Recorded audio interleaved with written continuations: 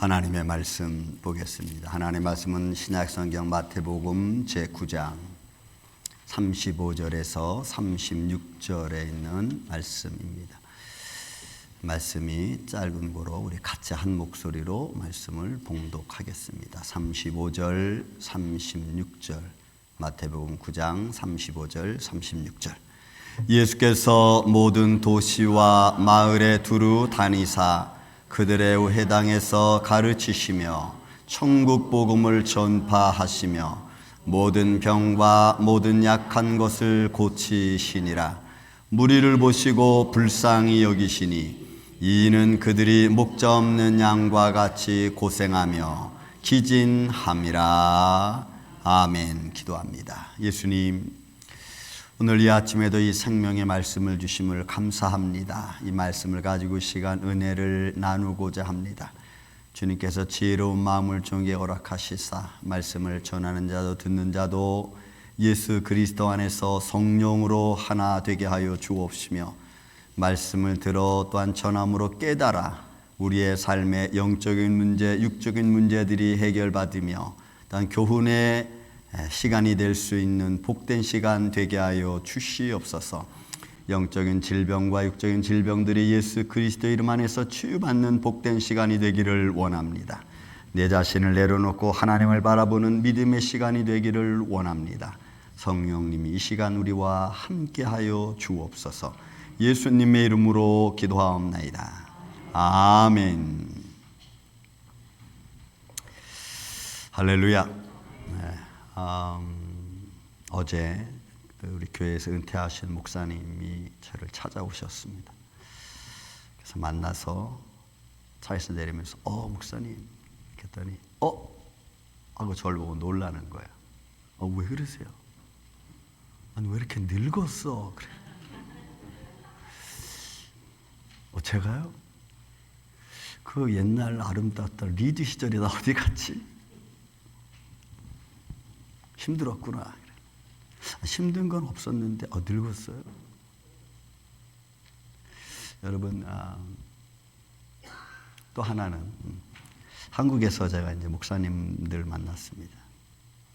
그 목사님 만나고 장로님이 식사하는 중에 그 장로님 한 분이 그런 말씀하세요. 목사님, 제가 진작 알았어야 되는데 몰랐습니다. 무엇을요? 예수님을 믿는 방법, 예수님을 향하여 나아가는 삶의 자세. 그게 뭔데요? 내가 나이 들어서 알아가지고 젊었을 때 하나님을 섬기는 걸 알았으면,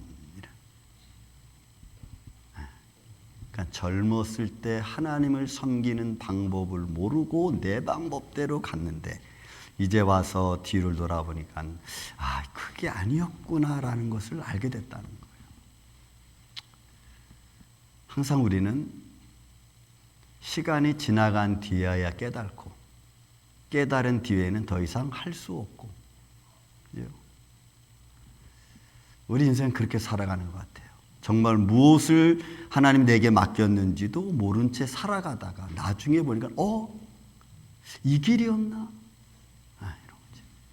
아직도 살아계신 하나님, 살아계신 예수 그리스도, 죽음에서 부활하신 주님이 어떤 분이신가에 대한 정확한 인식이 내 삶에 없으니까 우리는 환경에 따라서 이렇게 저렇게 좌충우돌식으로 살아갑니다. 나에게 주어진 달란트, 내가 이 일을 통해서 어떻게 더 기쁨의 일을 감당할 수 있을까라고 하는 마음을 갖는 것은 정말 중요한 것 같아요. 오늘 제가 예수님의 사역이라는 말씀을 가지고 여러분과 은혜를 나누고자 합니다. 예수님의 사역은 딱 세 가지입니다. 아주 심플해요. 가르치는 사역, 그 다음에 힐링 사역, 고치는 사역, 그리고 복음을 전파하는 사역. 딱 세 가지입니다. 근데 이 세 가지는 하나로 연결되어져 있습니다. 섬김이라는 것과 연결되어져 있어요. 가르치는 것도 섬김으로, 또 힐링, 고치는 것도 섬김 쪽으로, 그리고 복음을 전파하는 것도 섬김으로. 제가 이 시간 여러분 이 말씀을 보면서 좀 복잡하게 많은 글씨지만 제가 설명을 하겠습니다. 우리가 예수님의 사역을 보려면 오늘날 우리 시대와 예수님 당시 시대는 천차만별입니다. 너무나 갭이 커요. 예수님 당시에 우리가 사건과 배경과 사회적 상황을 우리가 좀 알아야 돼요. 알면은 예수님이 어떤 상황에서 복음을 가르치고 실행 사역을 하고 그리고 복음을 전파했는가를 우리는 조금 이해가 돼요. 그래서 우리가 예수님 시대의 AD 1세기 상황, 로마치아에 있던 갈릴리 가나안 지역의 사역들을 조금 먼저 좀 볼 필요성이 있습니다. 예수님의 사역은 갈릴리를 중심으로 해서 이루어진 사역입니다. 가버나움, 디베랴, 그 다음에 가이사라, 이 세 군데 호숫가를 돌아다니면서 예수님 복음 사역을 했습니다. 그래서 갈릴리 사역이라고 합니다. 예수님의 사역은. 그런데 이 갈릴리 지역은 아주 그 로마 당시에는 가난한 지역 중에 하나였습니다. 이유는 여러분 이 북이스라엘과 남유다가 BC 720년경에 여러분 나눠지죠. 720년에 북이스라엘은 아시리아에게 멸망을 합니다. 남유다는 586년에 멸망을 합니다. 이 멸망하고 난 뒤에 사르곤 2세인 아시리아 왕이 북이스라엘 사람 28,780명을 데려다가 이주시켜 버렸어요. 딴 데로. 여러분 그 당시에 28,000명이라는 것은 거의 갈릴리 지역에 사는 사람들은 거의 전반이에요. 이주시켜 버렸어요. 저기 아시리아 쪽으로. 그리고 아시리아 쪽에 있는 사람들을 그쪽으로 이주시켰어요. 그래서 여기를 혼혈 민족으로 만들어 버렸어. 그래서 무슨 문제가 생겼냐면 인종차별 문제가 생겼어요. 정통 유대인인 누구냐? 정통 이스라엘인 누구냐? 이런 문제가 생겼어요. 이런 문제가 생기니까 딱 사회적인 구조가 달라지는 겁니다. 거기에 로마 세금이 로마치아 밑에서 로마가 세금을 받기 시작합니다. 여러분 로마는 정복국가죠. 정복국가인데 그 정복국가가 하는 아주 특이한 방법들이 있습니다. 정복을 한 뒤에는 그 정복한 나라를 자기들이 다스리는 게 아니라 정복했으니까 여기 다스릴 사람이 누구면 좋겠냐 하고 분봉왕을 세우면서 그들로 하여금 원하는 것은 세금을 징수하는 거예요. 그래서 이스라엘 백성들이 로마에 세금 바치는 것은 너무너무 싫어했어요. 그걸 드리는 것 자체가 치욕스럽게 생각을 했던 거예요. 그러니까 이스라엘 백성들이 세금을 낸다 그러면 그건 아주 마음에 원치 않는, 그랬지만 어쩔 수 없이 할 수밖에 없는 이런 상황이에요.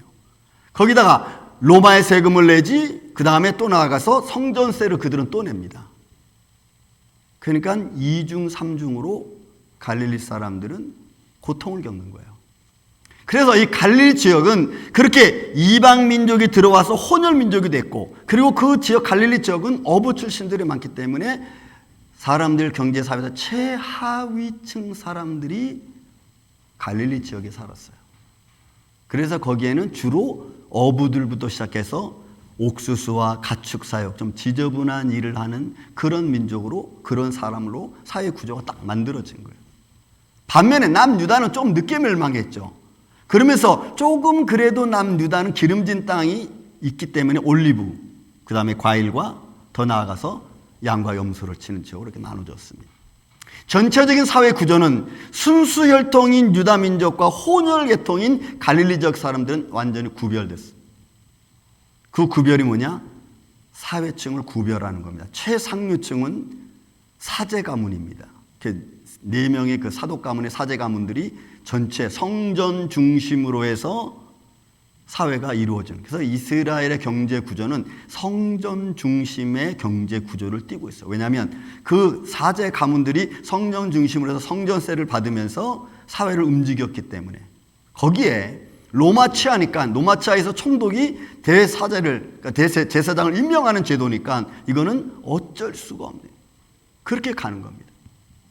그뿐만 아니라 일반 계층들은 그 밑에서 어떻게 사제들과 좀 연관을 가진 사람들이 일반 계층이 고급 계층으로 살아가는, 나머지는 여러분 하위 노동자 계층이고 노예 계층입니다. 여러분 우리가 사회 시간에 공부하면서 배웠을 겁니다. 그죠?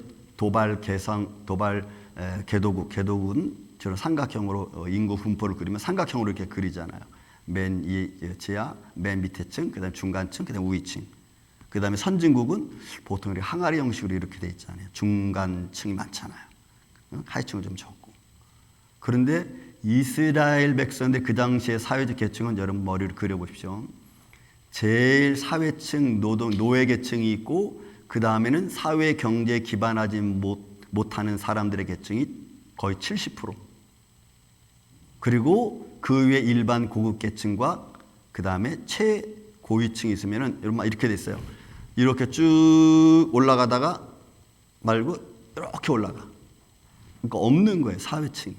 지도계층이 거의 한두 사람, 몇몇 사람들에 의해서 지배되어지는 사회적 구조를 가지고 그 당시에. 그러니까 그런 사회에서 경제활동을 없는 사람들 태반을 이뤘습니다. 당시에 AD 60년경만 하더라도 예루살렘 지역은 여러분 노동자가 18,000명이 거주할 정도로 예루살렘 지역에 그렇게 많았어요. 그러니까 사회적 전반이 다 노동자 계층이고 그 다음에는 경제활동을 할 수 없는 노예계층의 사람들로 주축을 이뤘던 시대입니다. 그러니까 예수님이 더군다나 그런 사회적 계층 속에서 갈릴리 지역은 그보다 더 낮은 지역의 사람들, 거기에서 예수님이 하신 일이 뭐예요? 복음을 선포하는 거예요. 그러니까 이런 갈릴리 중심의 복음 전도 사역은 어떻게 보면은 예수님은 그 당시에 오늘날로 말하면 여러분 노숙자입니다. 노숙자예요. 그러니까 노숙자이면서 어느 한 곳에 거처하지 않은 방랑 생활을 하는 노숙자예요.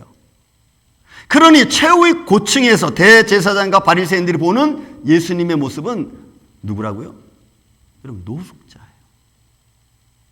또 예수님을 따르던 무리들, 여러분 성경은 제자들이라는 말을 썼습니다. 마테우스 제자들이라는 말을 썼지만 그러나 그 무리들은 정말 형편없는 갈릴리 농부들이었습니다. 어부들이었습니다.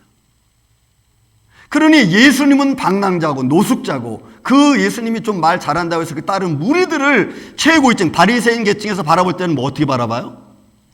별것 아닌 것처럼 바라봐요. 인정하지 않습니다. 이런 모습이에요. 그러니까 사회적 경제 활동을 못하는 사람들을 데리고 다니는 예수, 그것도 나사렛이라고 하는 정말로 사람들이 그 시대 사람들이 인정하지 않고 로마의 정치하에서 아주 그냥 그야말로 당에서 억압받아가지고 일어날 수도 없는 가난한 지역. 그래서 여러분 나사렛에서 무슨 선한 것이 날 수 있냐라고 말할 정도로. 그리고 이런 사람들은 언제든지 자기 일을 버릴 수 있는 사람들입니다. 자기가 하던 일을 쉽게 놓고 다른 일을 할 수 있는 사람들. 그러니까 여러분 예수님께서 베드로에게 하는 말씀이 있죠. 베드로야 너 나를 따르라 했더니 베드로가 그들이 곧 배와 아버지를 버려두고 예수를 따르니라. 제가 한참 말씀을 볼 때 이 말씀이 잘 이해가 가지 않았습니다. 어떻게 내가 하던 일을 버리고 이거 예수를 따라갈 수 있지? 저는 이해가 되지 않았어요. 그런데 그 시대적인 배경 안에 들어가면은 여러분 이런 겁니다. 갈릴리에서 아버지와 그 친구들과 동료들과 이렇게 고기를 잡습니다. 예수님 말씀을 선포합니다. 그 말씀을 선포하는 게 예상치 않습니다. 그리고 그가 말합니다. 베드로야 너 나 따르라. 그럼 베드로가 예수님 봤다, 가족들 봤다 막 이럴 거 아니에요. 그러면 그 중에 이제 아버지가 그러는 거예요. 야 여기 일하는 것보다 저 사람 따라가는 게 더 낫겠다. 더 가 이러는 거예요. 그러면 어떻게 해요? 베드로가 버리고 가는 거예요. 그러니까 언제든지 어떤 상황에서도 자기 하던 일을 쓱 멈추고 버리고 다른 일 할 수 있는 직업을 가진 그런 삶을 가지고 있는 사람들이 여러분 어부들이었어요. 그러니까 소위 지도층 계층이라고 하는 바리새인이나 사두개인이나 대제사장들이 예수를 바라볼 때는 그건 형편없는 사람이에요. 조금 말을 잘하는 것뿐입니다. 그 따르는 무리들도 어부들이니까 여러분 인정해 주지도 여러분 않는 거예요.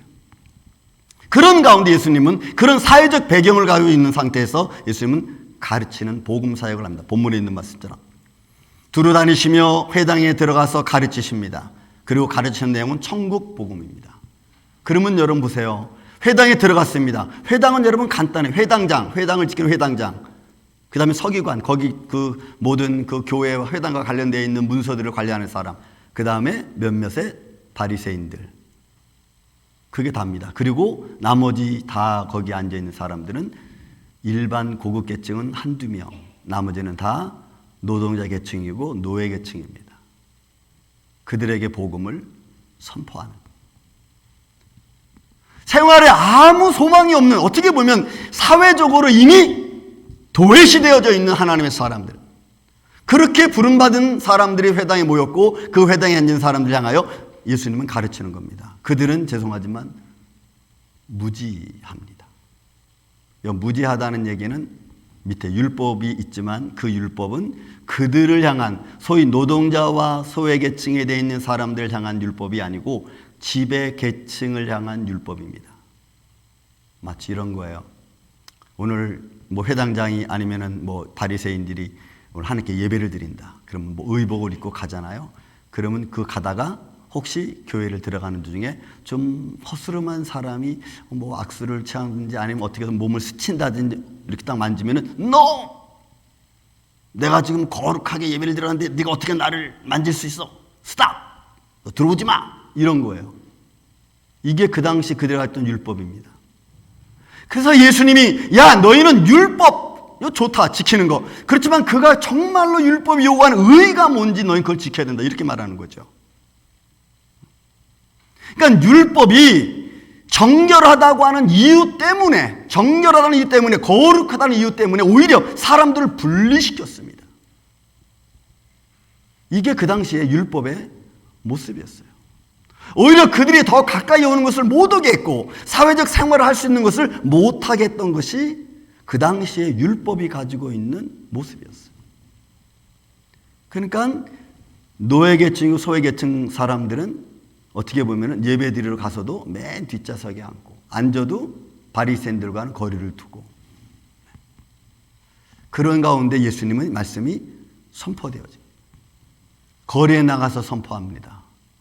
거리에 누가 방랑자처럼 한 곳에 정착하지 않고 또한 어부들을 통해서, 어부들 그런 가난한 갈릴리 사람들을 데리고 다니면서 말씀 선포하는 그 모습을 바리새인들이 바라볼 때 뭐라 그러겠어요? 이 사람이 좀 말은 좀 잘하는 것 같은데, 그래서 사람들을 좀 끌어가는 것 같은데, 이 사람을 어떻게 우리 편으로 만들까라고 바리새인들이 생각하지, 그가 메시아야, 그가 정말 하나님이 보낸, 우리 민족을 향한 보낸 사람이야라고 생각하지 않는다는 거예요. 여러분, 두 아들의 비유 중에서 예수님 이런 말씀을 도중에 합니다. 큰 아들, 둘째 아들 얘기하면서 그 중에 중간 하신 말씀이 있어요. 내가 진실로 너희에게 이르노니 세리들과 창녀들이 너희보다 먼저 하나님 나라에 들어가리라. 그러니까 예수님이 선포하는 말씀은 저 말씀을 어떻게 이용해서 저 사람을 우리 안으로 끌어들이고 어떻게 좀 이 데모크레이션을 좀 이렇게 해서 로마에 좀 반정부를 할 수 있을까라고 바리새인들은 생각하는데 세리들과 창녀들은 그게 아니에요. 예수님 말씀을 선포한 마음의 위로가 되는 거예요. 그들이 받았던 삶의 고통과 아픔과 억압에서 좀 자유함을 얻는 거예요. 하나님의 나라는 억압이 없다, 하나님의 나라는 세금이 없다, 하나님의 나라는 아픔이 없다라고 하는, 그렇게 선포하는 예수님 말씀에 그들은 동조하는 거예요. 정말 그런 나라에 가고 싶다, 그런 나라가 임했으면 좋겠다, 예수님 말씀하신 예수가 말하는 그 나라가 이 땅에 임했으면 좋겠다 라고 말. 근데 예수님은 너희가 나를 믿으면, 너희가 하나님을 믿으면 그 안에 거한다고 말씀하거든. 그러니까 그 믿음에, 그 선포에 누가 따라가요? 세리들과 장녀들, 어린 사람들이, 이런 사람들이 추종하는. 자, 여러분, 예수님 당시의 사람들의 모습이라면 지금 저와 여러분의 모습은 어떻습니까? 어떤 마음을 갖고 우리가 예배를 드리고 하나님께 기도하고 찬양합니까? 바리새인들의 모습 가지고, 아니면 노동자와 사회층에서 배제된 사람들의 마음을 갖고 어떤 마음으로 우리가 하나님을 바라봅니까? 유대인들이 바라보는 예수님의 모습이 있습니다. 믿지 않습니다. 처음에는 믿고 싶지만 믿고 싶지 않아요. 왜? 그를 추종할 수는 없는 거예요. 내 위치에서, 내 바리새인의 위치에서, 율법학자의 위치에서 나사렛에서 난 예수, 어디서 배웠는지도 모르는 예수, 그리고 그를 추종하는 갈릴리 어부들의 사람들은 절대로 내 바리새인의 위치에서는 그 예수를 따라다닐 수 없는 거예요. 왜? 자존심이 허락하지 않는 거예요. 내가 가지고 있는 삶의 배경이 그를 따라갈 수 있을 만큼의 마음의 어떤 풍요로움을 주지 못하는 거예요. 그래서 믿지 않아요. 또 반대로 믿는 자들도 있어요. 요한복음 3장 니고데모 같은 사람은 야, 그의 말을 들으니까 정말 율법에 하나도 어긋남이 없다.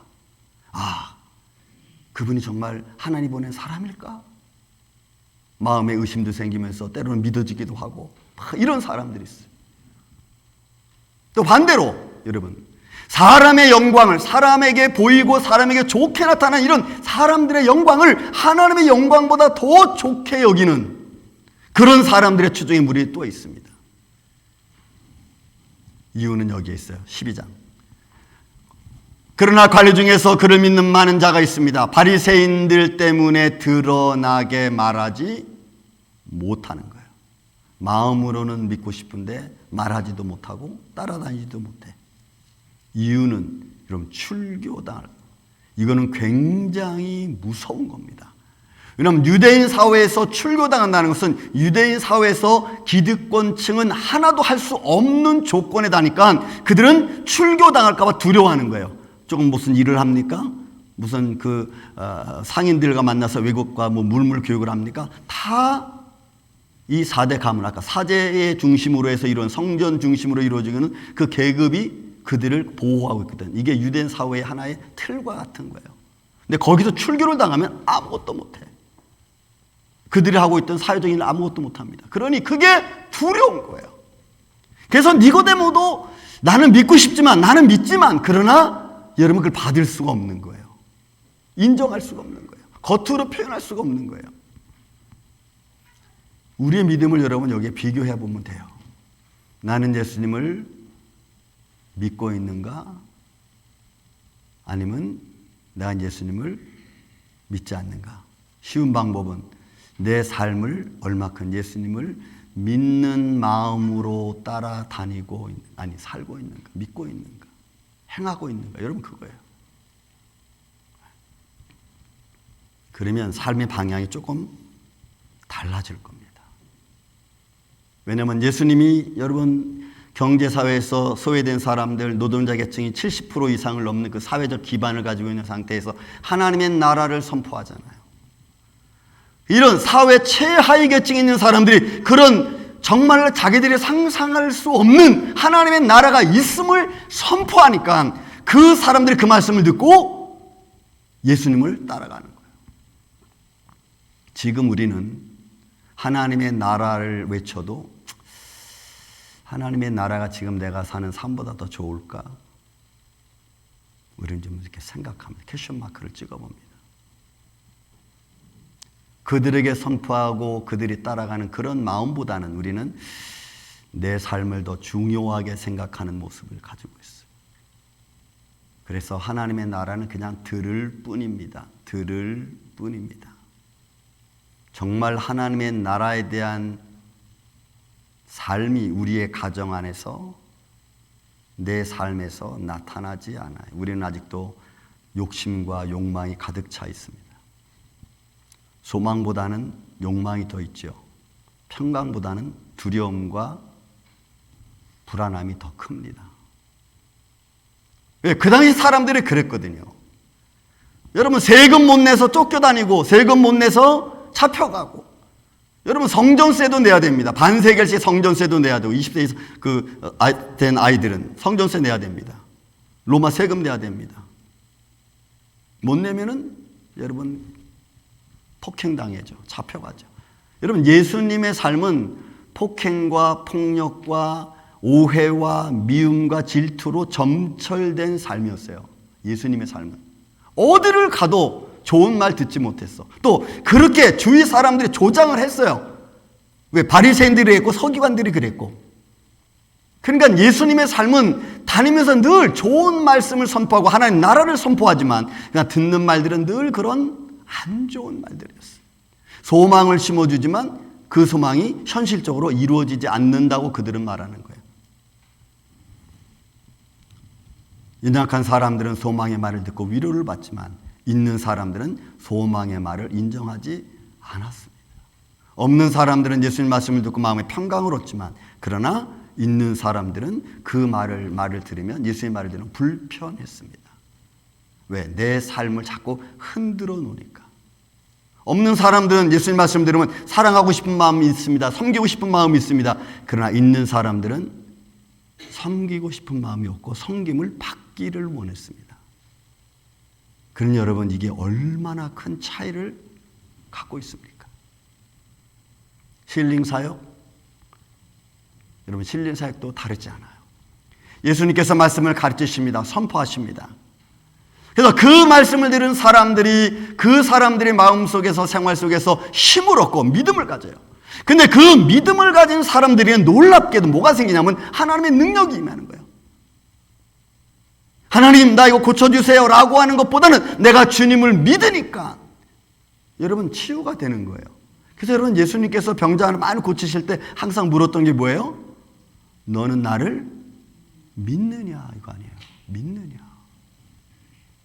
내가 믿습니다라고 하면 내 믿음이 너를 구원했다, 이렇게 말해요. 그러니까 믿음을 가진 사람들이 나타나는 능력인데, 믿음을 가진 사람이 주신 하나님의 은혜인데, 우리는 그 주시는 은혜, 믿음을 가진 자에게 주신 하나님의 은혜가 아니고 목적이 내가 낳는 게 목적이에요. 이게 이상하게 변질이 됐어요. 이상하게. 그래서 병 고치는 능력을 예수님 오늘날 사회적 현상에서 오늘날 믿음이 어떤 한 편에서는 마치 퍼포먼스로 보는 거예요. 신유의 능력이 없으면 이 사람 믿음이 없어, 이렇게 되는 거죠. 뭐 기적이 일어나자면 이 사람은 믿음이 없어. 아니요, 여러분, 그건 퍼포먼스가 아닙니다. 그 사람들의 아픔이 예수님 앞에 상달되는 거죠. 그 아픔의 소리를 예수님은 들으시는 거예요. 그것이 아주 중요한 힐링 사역입니다. 내 아픔을 주님께 간구합니다. 하나님, 내가 이러이러한 문제는 너무너무 마음이 아픕니다. 그래서 질병이 났습니다. 고통이 생겼습니다. 그 기도를 들으시는 주님이 들으시고 마음에 위로해 주시는 거예요.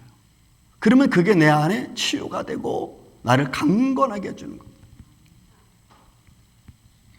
믿음을 가진 사람들이 누릴 수 있는 정말로 하나님의 큰 은혜 중에 은혜인 이 힐링 사역을, 마음의 병을 고치고 삶의 틀을 고치고, 그러므로 해서 내 육신의 질병, 영적인 질병이 치유되는데 우리는 육적인 질병 고치는 데만 포커스를 맞추고 있는.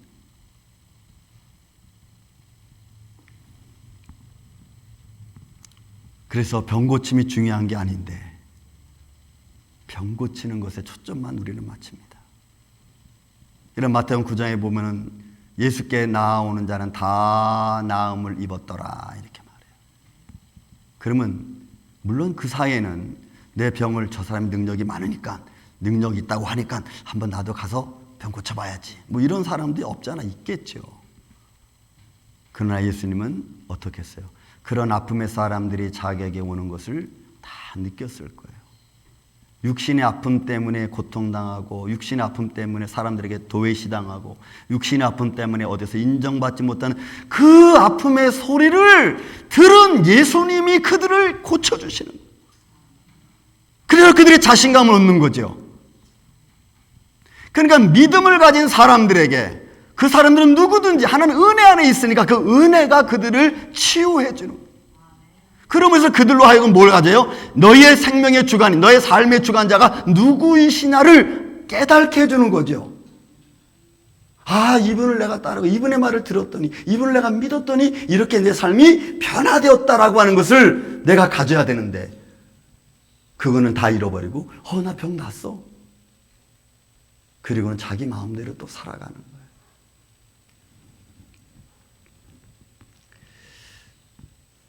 예수님은 힘든 계층에 있는 사람들이 갖고 살아가는 육신의 질병, 영적인 질병, 마음의 질병, 주님은 그걸 치유해 주시기를 원했어요. 그게 예수님의 사역입니다.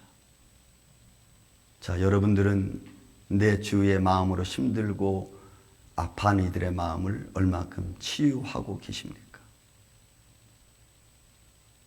하나님이 우리에게 주신 사역이 뭘까요? 여러분, 병 고치는, 내가 은사를 못 받았기 때문에 병을 못 고치는 게 아니에요.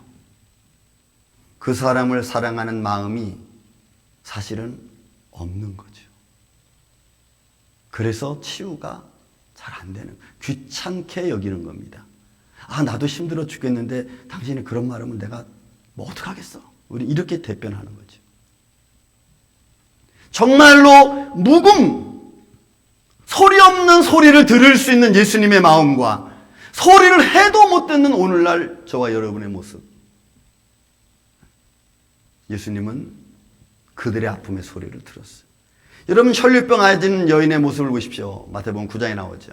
그 혈류병 앓은 여인도 소외계층 중에 한 여인입니다. 자기 질병 때문에 많은 사람들이 보일 수도 없는 상황이죠.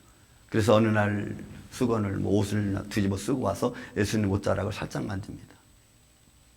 제자들은 뭐라 그래요? 이렇게 많은 사람이 주님을 밀고 있는데 그 사람이 누군지 어떻게 압니까? 이거는 여러분 모든 사람이 똑같이 이야기할 수 있는 겁니다. 그런데 예수님의 말씀은 그게 아니죠. 누가 나를 만졌다. 여러분 너무 다르잖아요. 우리는 말할 때 모든 사람이 똑같이 하는 말을 할 거냐? 아니면 예수님처럼 어떤 아픈 자의 마음을 듣고 아픈 자의 삶을 보고 그 소리를 듣고 말할 거냐? 누가 내 옷에 손을 댔다. 여인의 아픔의 소리, 여인의 고통을 여러분 예수님은 들으신 거예요. 그게 여러분 예수님의 사역이에요. 내 자녀가 내 이웃이 아프다고 아우성 쳐도 우리는 귀찮아, 힘들어. 내가 저기에 결부되면 내가 너무 힘들어져. 우리는 도외시합니다. 왜 그렇죠? 우리는 예수님을 믿는데 사회 속에서 소외된 사람들, 힘들고 어려운 사람들의 소리를 듣는 것, 아픔의 소리를 듣는 것, 그게 예수님의 사역이라고 우리가 들으면서도 정작 나는 안 들으려고 해요. 그렇죠. 안 들으려고 해요. 여러분, 공감복음에 수많은 치유의 사건들이 나옵니다. 근데 그 사람들 한번 다 보십시오. 소경 바디메오, 다윗의 자손 예수여 나를 고쳐주세요 외치니까 사람들이 뭐라 그래요? 야, 조용해! 너 같은 사람이 어떻게 예수를 만날 수 있어? 조용해! 사람들은 그렇게 말합니다. 너 같은 사람이 누굽니까? 결국은 자기거든. 근데 그게 자기가 자기에게 하는 말을 몰라요. 그리고 그냥 우리는 얘기하는 거예요. 여러분, 문둥병자리 다윗의 자손 예수여 우리를 불쌍히 여기소서 말합니다. 사람들은 거들떠보지 않습니다. 길을 가던 예수님은 발걸음을 멈추고 저들을 부르라. 그들이 뭘 원하는지, 그들의 아픔이 뭔지 예수님은 들으셨어요. 우리는 뒤에서 아우성 치면 야 시끄러! 하고는 조용히 하라고 말합니다. 혈류병 여인 마찬가지입니다. 베데스다 연못가의 38년 된 환자 아무도 거들떠보지 않아요. 그가 말합니다. 내가 이 연못에 동할 때 내가 가려고 해도 다른 사람이 먼저 갑니다. 그건 뭐예요? 거들떠보지 않는 거예요. 예수님은 그의 소리를 들었습니다. 그리고 그를 고쳐줍니다. 안성의 한 여인, 과부의 여인의 아들이 죽었습니다. 그래서 막 통곡을 합니다. 외아들입니다. 많은 사람들은 아이고 마음 아프겠다. 이 정도죠. 예수님이 그 이상 깊이 들어갑니다. 그리고는 그 여인에게 아름다움을 선물하죠. 멈춰라. 그 죽은 아이를 살리십니다. 이게 퍼포먼스입니까? 자기를 증거하려고? No. 그 여인이, 그 과부의 여인이 외아들이 주는 그 아픔이 얼마나 큰지, 마치 하나님이 독생자 예수 아들을 버리시는 것처럼, 십자가에 타는 것처럼 그 사랑이 얼마나 큰지, 그 슬픔 속에는 그 슬픔만큼의 크기가 있는 거죠. 그 소리를 예수님은 들으시는 거예요. 보시는 거예요. 그리고 그 아픔을 치유하시는 겁니다. 그게 여러분 예수님의 힐링 사역이에요.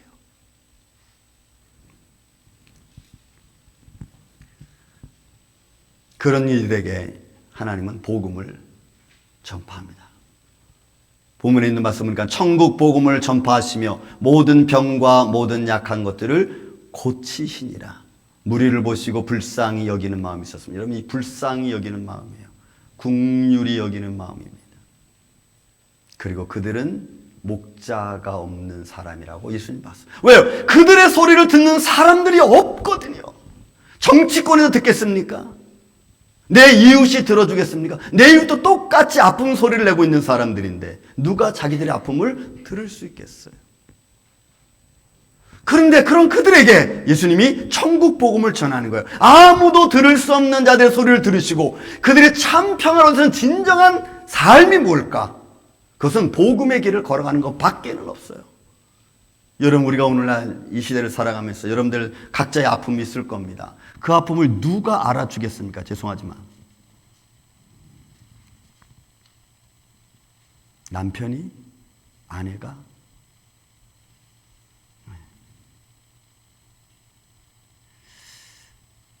여러분, 우리는 내가 아픈 건 나와 하나님만이 아시지 절대로 내 가까운 사람도 모릅니다. 또 우리 손 목사님, 기침을 너무 하셔가지고 위가 여기 아프셨어요. 너무 아프니까 숨도 막 못 쉬었어요. 에머전시에 넘어가면서 막 우셨으면 막 우셨습니다. 우시면서 하는 말이, 아이고 하나님 왜 날 안 데려가고 이렇게 아프게 하는 거야. 그때 제가 옆에서 뭐라 그랬게요? 아직 때가 안 됐나 보지. 어머니 좀 참으세요. 지금 에머전시 가고 계시는 분 앞에 제가 한 말이에요. 그 아픔이 얼마나 아픈지를 내가 몰라. 근데 숨을 쉬지 못할 정도로 아픈데 나는 하는 말이 뭐예요? 어머니 너무너무 아프시죠? 어머 어떡해. 이게 아니야. 아무도 몰라요, 여러분. 그냥 나만 알고 하나님만 알아. 그런 그들의 아픔을 가지고 있는 그 시대적인 배경 안에서 예수님은 다니시면서 그들에게 천국 복음을 전하는 거예요. 그 아픔, 오케이, 괜찮다. 그것 때문에 아파서 너 죽으면 너 그보다 더 좋은 나라에 살 거야. 그 나라의 소망을 두고 가라. 그 마음의 소망을 두고 네가 살아라. 그럼 거기는 아픔이 없을 거다. 그러니 여러분, 아픈 사람들이 그 말을 들으면 어떻겠어요? 하나님, 예수님, 나 빨리 그 나라를 가기를 원합니다. 그래서 여러분, 초대교회의 성도들의 신앙은 종말론적 신앙관을 가지고 있을 수밖에 없는 거예요. 씨 뿌리는 묘가 다 그런 이유입니다. 작은 씨 하나가 떨어지면 그게 자라나서 큰 씨앗을 이루잖아. 살아있는 믿음을 말합니다. 포도원 비유를 이야기합니다. 하나님 나라의 완벽한 하나님의 나라를 이야기합니다. 거기 가면 괜찮아. 네가 지금 여기서 힘들고 어려운 거 없어. 근데 뭘 통해서만 갈 수 있냐? 나를 통해서만 갈 수 있어. 나를 믿는 자만. 여러분, 달란트 비유도 똑같아요. 여러분, 한 달란트 받은 자는 당신은 참 나쁜 사람이다. 악한 자다. 다른 사람의 노력 때문에 당신이 이득을 얻는 거 아니냐. 난 그래서 그게 싫어서 당신 내게 준 달란트 한 달 땅에 묻었어. 자기에게 뭘 준지, 내가 뭘 해야 되는지조차도 모르는 그런 인생. 어떻게 보면 자기만 바라보는 그런 눈의 모습이죠.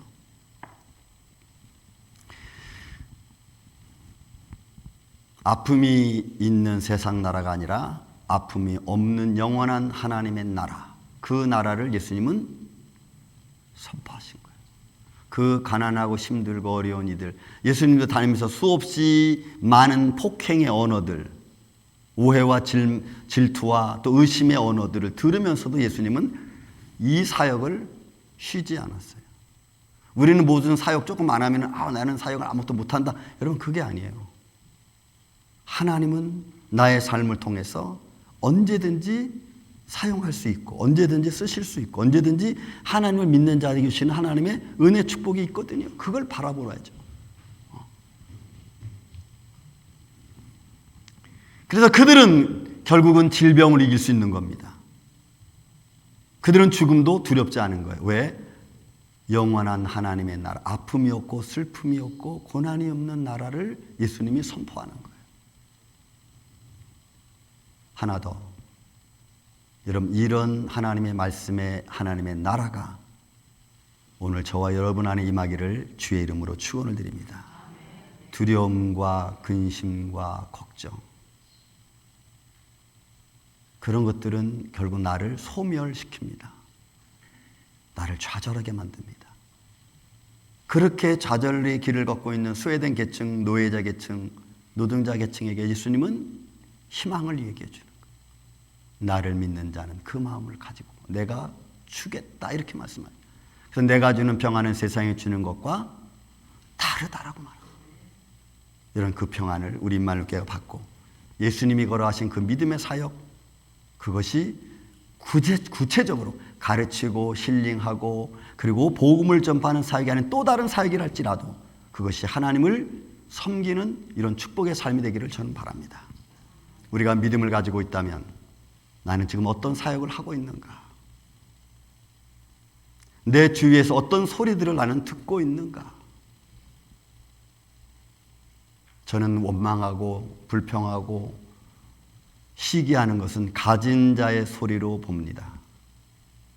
가진 자의 소리입니다. 아직도 욕망이 있고 욕심이 있기 때문에 내는 소리라고 봅니다.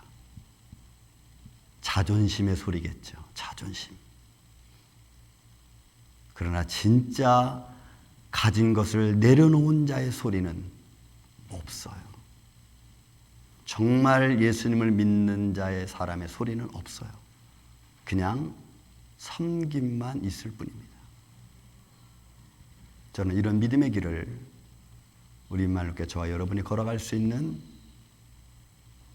그런 우리 임마누엘교회 이 아침에 저와 여러분 되시기를 주의 이름으로 축원을 드립니다. 기도하겠습니다. 사랑과 은혜가 많으신 아버지 하나님 감사합니다.